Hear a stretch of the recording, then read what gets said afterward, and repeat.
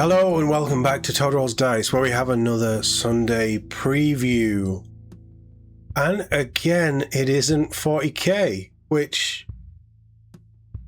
Is there issues? Is there delays? Is there not enough stock? What's going on?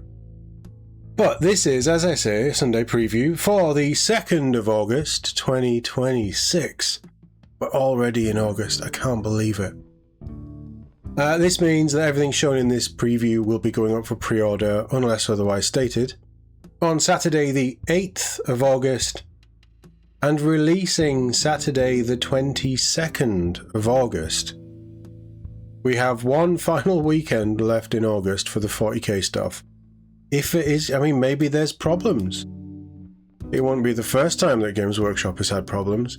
But this is a great preview for a small section of the dedicated fan base, and you know, we'll see, who knows. But let's jump over, take a look and see what's going on with this week's Sunday preview, because chaos reigns in the world of legend. Yes, this is a very old world focused Warhammer Fantasy focused preview. Kicking off with one of the miniatures of the year, one of the miniatures potentially of the decade, the Lord on Chaos Dragon. Wow, what a miniature. I mean, this, God knows how much it's going to be, but this is just, yeah, big win on this one. I love this miniature. This miniature is a real eye-catcher. And then we're getting the Champions of Chaos, so this is the core box set being split so that you can now pick up whichever bits you want or bolster your army with extras. But you get a champion on foot who can have a standard bearer and a champion on mount, variety of weapon options and things, and customization options I think as well, which was pretty cool. Nice to see these coming. The new Chaos Warriors are also coming.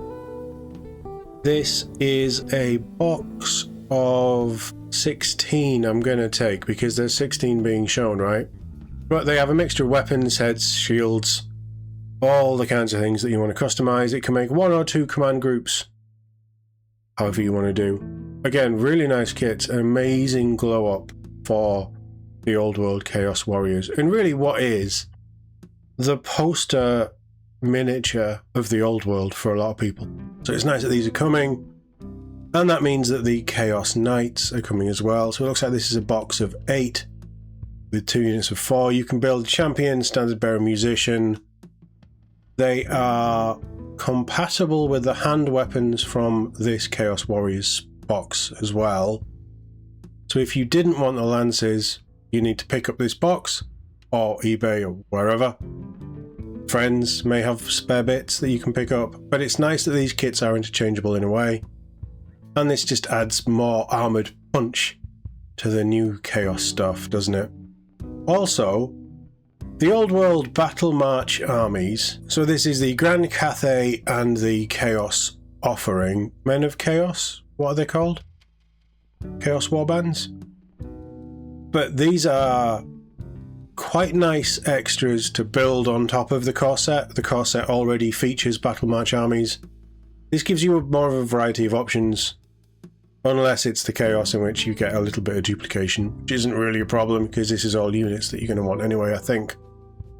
Grand Cathay stuff is nice, and it gives you a bit more of a punch, certainly a bit more of a ranged threat than what's in the core set.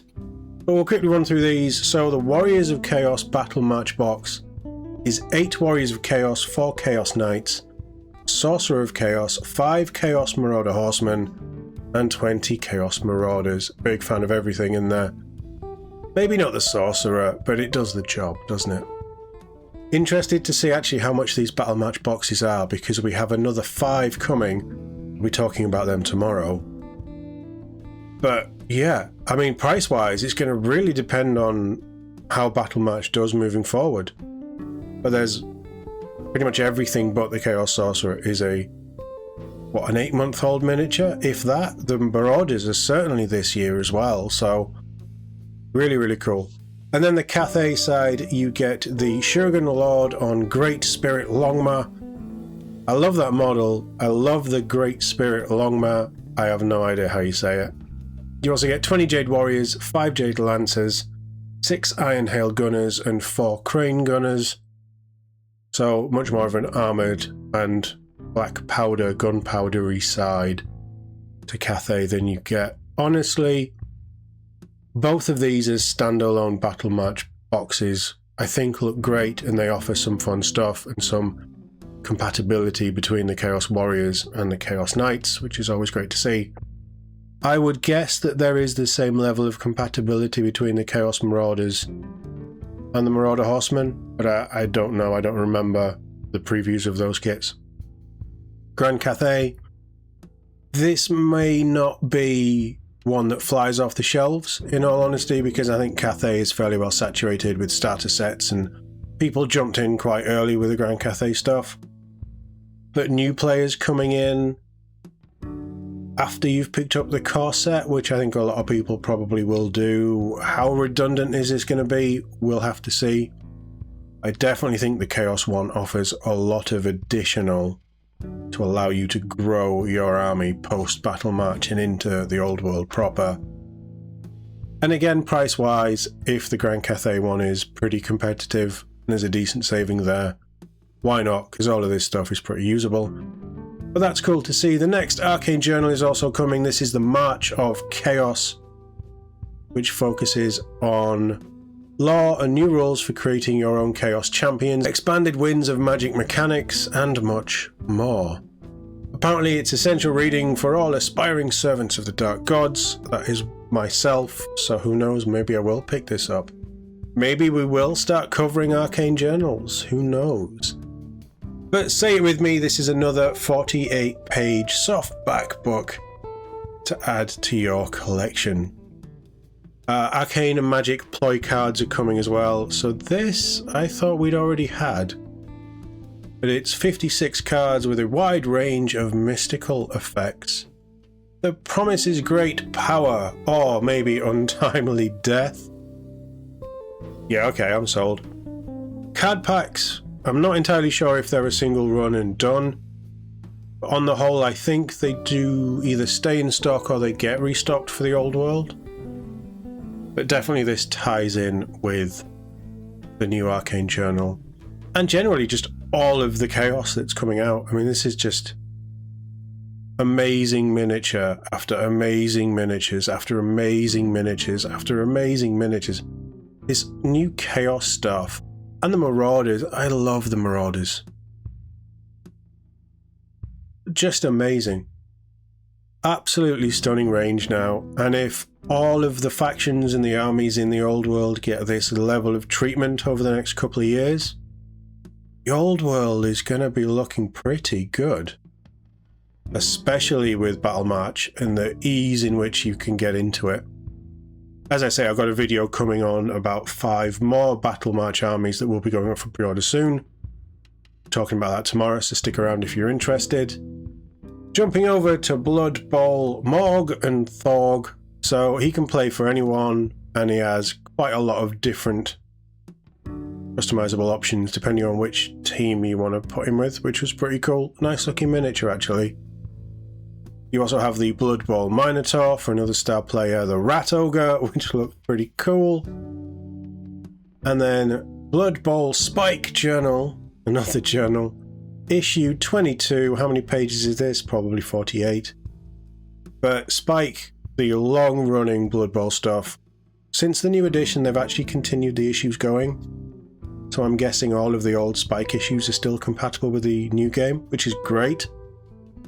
But this one focuses on Blood Bowl 7s, which is a new way of playing, making smaller teams, which is great, as well as all the usual fan favourite segments. So it's good that they are still doing the Spike stuff, and Blood Bowl, 3 new star players, a new way to play, and hopefully this keeps the game fresh and exciting for people who are into the Blood Bowl stuff. You're also getting the 7s, double-sided pitch and dugouts. White Dwarf issue 527. We've already talked about this. Well, I've recorded my preview of this, because the GW intern put the preview article live a week early. So my sort of overview of what's coming in this will be releasing, I think that's Tuesday this week. Ah, nice. That's coming very quick. Bjorn the Fell-Handed Limited Edition. This one by Justin D. Hill. Focusing in on Bjorn the Fell-Handed himself, the legendary dreadnought, and the oldest of the Space Marines, certainly the Space Wolves. Yeah, stunning limited edition. It is signed by the author. It's nice that they confirmed that.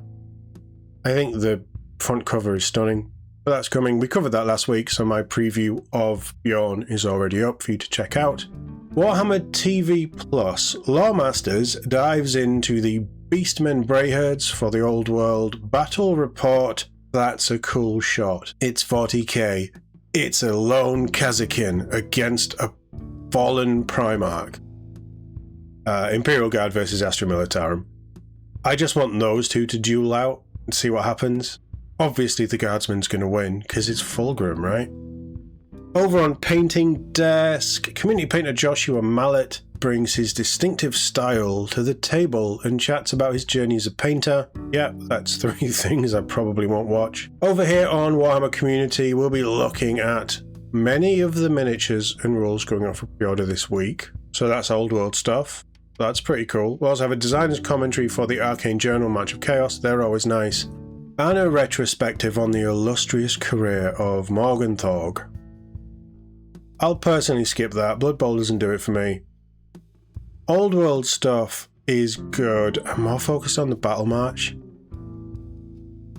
The designer's commentary I would probably like to cover, maybe. I don't tend to cover the Old World, but we've started, haven't we?